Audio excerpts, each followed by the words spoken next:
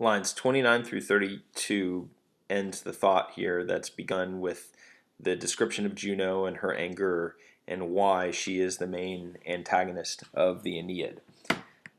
So she, Juno, incensed moreover by these things, was keeping the Trojans tossed around on the whole sea, whole ocean, those survivors of the Greeks and of savage Achilles, far from Latium.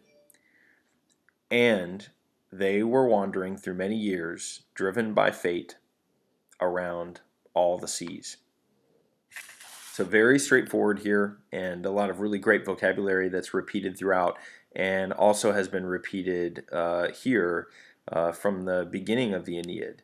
So this is Juno, she, incensed, enraged by these things, and super has the adverbial meaning of moreover.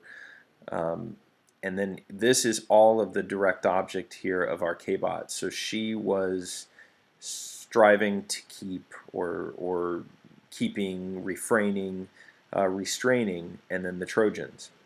And this is describing the Trojans, and this is describing the Trojans. So struggling to keep the Trojans, having been thrown around, and this is that echo of the first couple lines of the Aeneid, on the whole sea.